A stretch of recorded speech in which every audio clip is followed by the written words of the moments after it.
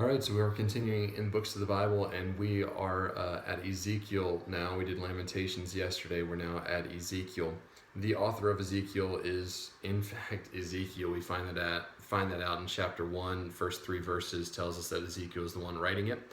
The date of Ezekiel is approximately 590s to 570s BC. It's during that time that this book was written.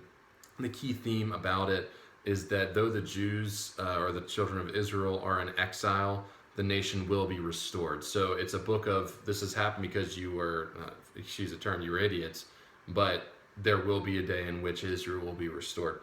Some of the details about it is Ezekiel is an exiled Jew living in Babylon with his fellow exiles, and he's going to prophesy to them.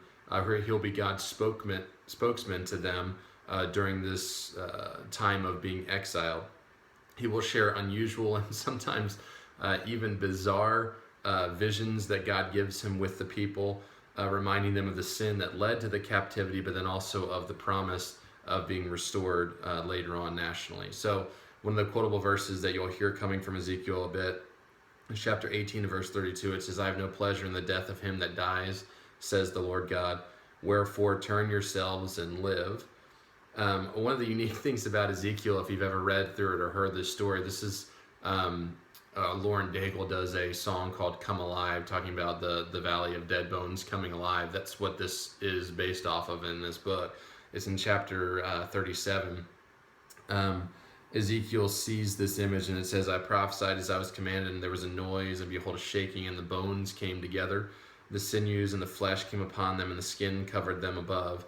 And the breath came into them, and they lived and stood upon their feet, an exceeding great army." So talk about, sometimes you have some pizza and have some weird dreams. This was a vision that was unlike any other. So that's one of the unique things about Ezekiel's book. So what do we take away from Ezekiel? What do we learn from this? Honestly, as we kind of continue on for a little while here, the minor prophets are just short books that are really dealing with Israel and teaching things. We get practical application from them, but that'll be a little bit harder of books as we get in here in just a minute. But Ezekiel is going to teach strong personal responsibility.